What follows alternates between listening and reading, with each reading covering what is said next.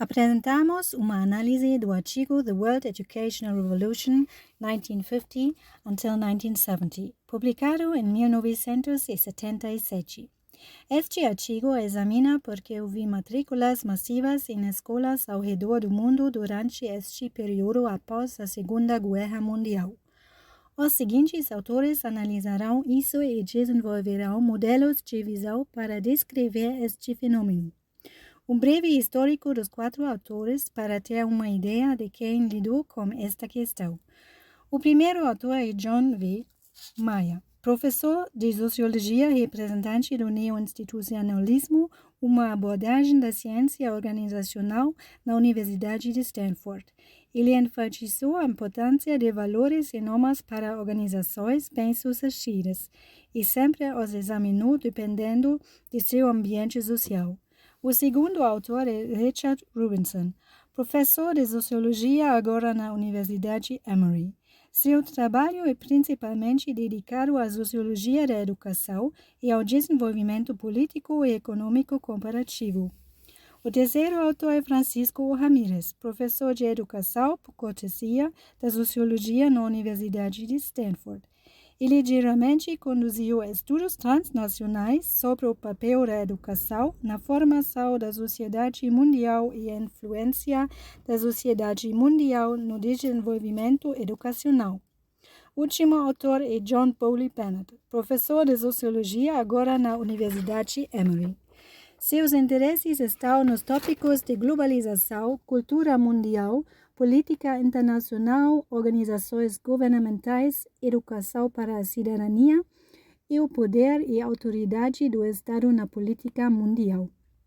Todos os professores estavam bem conectados, pois eram professores e respectivos ex-alunos durante esse período. Como já mencionado, os autores criaram um modelo matemático de difusão, a fim de compreender o grande aumento nas matrículas nas escolas, examinam as diferenças transnacionais na evolução econômica, política e social nos países capitalistas ocidentais. Dividimos ainda o texto em 5 títulos: Teorias de Expansão Educacional Nacional, seguida por Expansão Educacional Mundial, 1950 até 1970, e modelos de expansão educacional autogeradora, assim como efeitos econômicos, políticos e sociais, e o mundo moderno e a revolução educacional, e, no final, a conclusão dos autores. Teorias de expansão educacional nacional. Elas compreendem que as características econômicas, políticas e sociais internas são usadas para explicar os processos de expansão educacional. O texto vai apresentar 5 proposições para explicar a expansão educacional nacional. São elas: Proposição 1. O desenvolvimento econômico aumenta a expansão educacional. Proposição 2. A modernização política e social aumenta a expansão educacional. Proposição 3. Estados poderosos e autoritários expandem a educação. Proposição 4. Sociedades etnicamente plurais expandem a educação mais lentamente. E proposição 5. Sociedades dependentes expandem a educação mais lentamente. Os levantamentos dessas teorias não são precisas. Em resumo, há indícios de forte relação positiva entre essas variáveis quando falamos em educação e crescimento industrial. Elas também pensam sobre como políticas representativas modernas e uma educação cidadã colaborariam para a formação de uma identificação cultural do Estado. Diferenças étnicas e pluralismo cultural são, grosso modo, vistos como inversamente proporcionais à expansão da educação, uma vez que é difícil expandir a educação em um cenário de diferenças culturais grandes. E também o status colonial periférico de um Estado-nação resultaria em uma menor integração e, por consequência, uma menor expansão da educação. Mas, como dito, essas são teorias na qual muitas necessitam de maiores estudos. Com relação à expansão educacional mundial, 1950-1970, nesse ponto, vale dizer que os autores assumem que os dados contêm algum erro, por serem fornecidos pela Unesco após um levantamento interno de cada país e os dados por esses países fornecidos. Depois, os autores vão estudar os modelos de expansão educacional autogeradora. Então, o que seria essa educação autogeradora? É um processo em que a expansão do sistema educacional se alimenta de si mesma, sem depender diretamente de fatores externos, como a economia ou a política. Então, isso aconteceria porque, à medida que mais pessoas entram no sistema escolar, o próprio sistema educacional gera a necessidade de mais professores, mais escolas e mais alunos. E isso cria um ciclo de crescimento contínuo. Então, os autores vão estudar dois modelos de difusão. O primeiro é o modelo de difusão por contágio, que se espalha por influência social e interações entre indivíduos. É baseado na proporção original de educandos e cresce seguindo um padrão em forma de S.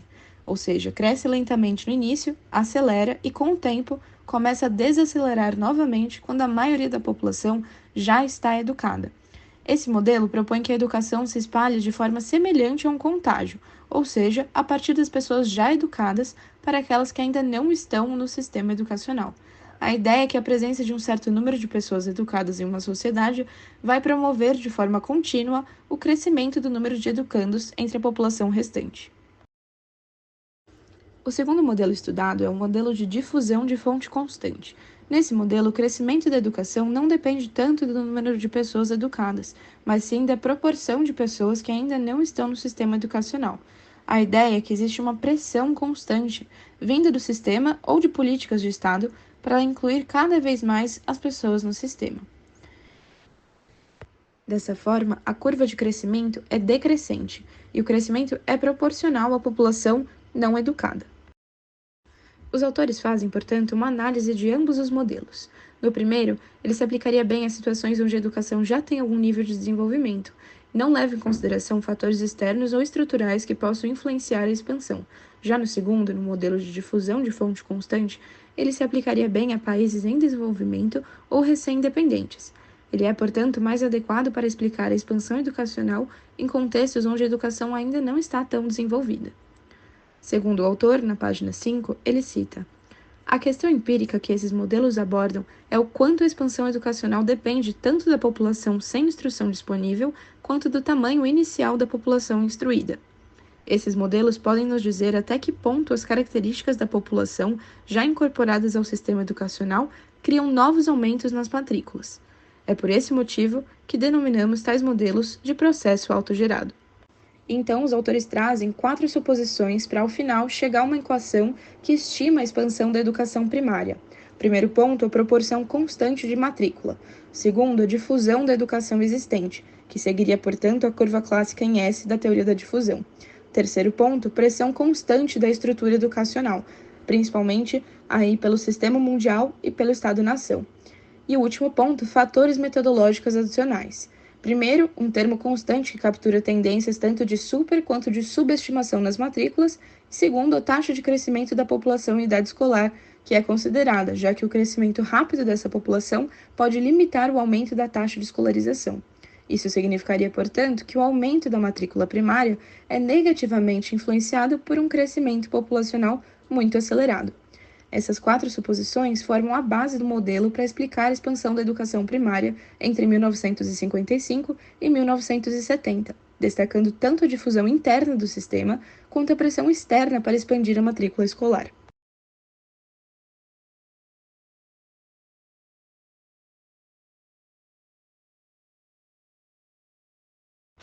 E depois, os autores trazem a educação secundária e superior. São os mesmos pontos abordados pela educação primária, porém tem 3 diferenças. Número 1, continuidade da educação primária. Então, a expansão do ensino médio e do ensino superior depende muito de como a educação primária se expandiu anteriormente. Ou seja, se muitas crianças completaram o ensino primário, mais estudantes estarão prontos para ingressar no ensino médio e assim por diante. Número 2, não existe um limite máximo. Ao contrário da educação primária, o ensino médio ainda tem muito espaço para crescer, até porque a maioria dos países não chega a 100% de matrícula no nível secundário. Número 3, expansão baseada na população educada. A quantidade de alunos que se formam no ensino primário é um fator importante para a expansão do ensino médio e do ensino superior. O crescimento da educação secundária e superior depende diretamente de quantas pessoas já passaram pela educação primária. Por fim, os autores trazem uma tabela com estimativas de resultados de todo esse estudo, baseado também nas duas equações. Os modelos de difusão explicam uma parte significativa da variação na expansão educacional nos diferentes níveis, sejam eles primário, secundário e superior. Eles abordam principalmente a curva clássica em S, que nos mostra que os sistemas educacionais crescem de maneira gradual e acelerada no meio do processo, mas depois desaceleram à medida que se aproximam da universalização do ensino. No ensino primário, o crescimento foi impulsionado principalmente pela necessidade de incluir mais pessoas não educadas. Já no ensino secundário e superior, a disponibilidade de estudantes que completaram o nível anterior foi fundamental para o crescimento. Meyer, na página 8, vai explicar que esses modelos não explicam realmente, em um sentido teórico, a expansão da educação. Eles simplesmente mostram como esse aumento ocorreu durante esse período específico. Em resumo, a expansão educacional entre 1955 e 1970 foi, em grande parte, autogerada e dependente de fatores internos, como o número de pessoas já educadas e a pressão para incluir os não educados. As taxas de crescimento variaram conforme o estágio de desenvolvimento educacional dos países, com crescimento mais rápido onde havia maior espaço para expansão e desaceleração quando as matrículas se aproximavam de 100%. Nesse momento, os autores analisam os efeitos econômicos, políticos e sociais na expansão educacional, independente dos efeitos de difusão apresentados anteriormente pela Helena. Desta forma, basicamente, são consideradas somente as características estruturais dos países em estudo. Essa análise contém a descrição e exemplificação das variáveis, modelos de análise e resultados ao longo do processo.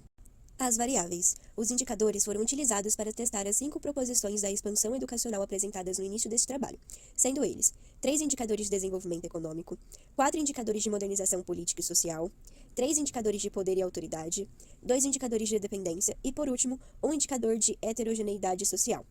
Vale ressaltar que todos os indicadores utilizados são referenciais na estrutura e funcionamento de um país, e por vezes explicam mudanças políticas e econômicas. Mas será que eles também explicam a expansão educacional? Modelo de análise. É neste momento que os indicadores apresentados anteriormente são inseridos nos modelos de expansão educacional autogerada, testando as proposições iniciais. A inclusão dos indicadores no modelo de expansão educacional autogerada testa as hipóteses sobre a influência de variáveis independentes no crescimento educacional. Portanto, os autores examinam as pontuações do crescimento educacional, visto que a educação se expande de forma rápida e universal. Também, ao adicionar as variáveis, os autores tratam os coeficientes como fixos e os inserem como termos únicos nas equações de regressão, com o objetivo de garantir a validade dos resultados e evitar a multicolinialidade. Um exemplo disso aparece na tabela 3 do texto, o efeito do PIB per capita sobre a taxa de escolarização primária, destacando a interação entre as variáveis no modelo de difusão. Resultados. Os resultados da tabela 3 são inesperados, pois apenas 6 dos 42 coeficientes são significativos no nível 0,10 ou melhor. Ou seja, as propriedades específicas dos Estados-nações, que são medidos pelos indicadores, não afetam a expansão educacional além dos efeitos de difusão. Os resultados demonstram efeitos positivos, negativos ou irrelevantes. Os indicadores econômicos mostram que os 3 utilizados possuem efeitos positivos em todos os níveis educacionais, embora esses efeitos sejam menores do que o esperado, sendo os do ensino médio os mais fortes da tabela. Já os efeitos na educação primária são insignificantes, devido aos países estarem próximos ao 100% de escolarização. Não existem efeitos positivos na modernização. Pelo contrário, 1/3 desses são negativos, o que pode ser descartado, e conclui-se que não há qualquer efeito de modernização política e social na expansão educacional. Já a diversidade etnolinguística tem efeitos negativos nos 3 níveis educacionais. Por fim, os indicadores de dependência nacional demonstram leves efeitos negativos sobre a expansão educacional secundária e superior. Em síntese, toda análise dos impactos dos indicadores resulta na conclusão de que as características estruturais nacionais não desempenham um forte papel na expansão.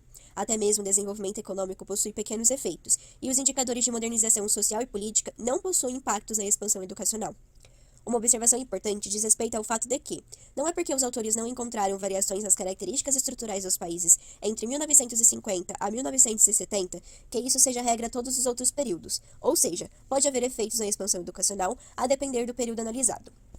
Por fim, a principal descoberta é de que os sistemas educacionais nacionais se expandiram entre 1950 a 1970, principalmente em função da população e das características organizacionais do próprio sistema educacional, não em função de características políticas, sociais e econômicas. O mundo moderno e a revolução educacional. Uma análise das características estruturais nacionais sugere que as próprias propriedades do mundo moderno podem explicar a expansão educacional desde 1950. Os estados possuem papel de financiamento, controle e expansão dos sistemas educacionais, e é possível ver pequenos efeitos negativos da dependência do Estado e dos estados coloniais. Assim, o texto aponta para algumas possibilidades de pesquisa futura, nesse âmbito do mundo moderno e da revolução educacional. A principal conclusão é que a expansão educacional entre 1950 e 1970 foi um fenômeno global, dirigido por um processo interno ao sistema educacional e não por fatores externos, ainda que alguns elementos externos colaborem para a formação cultural de um Estado-nação.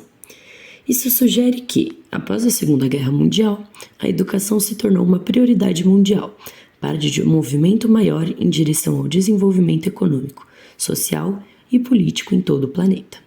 Também é importante salientar o caráter aberto de muitos dos dados trazidos, que inclusive levaram os autores a sugerir temas e recortes de possibilidades de pesquisas futuras.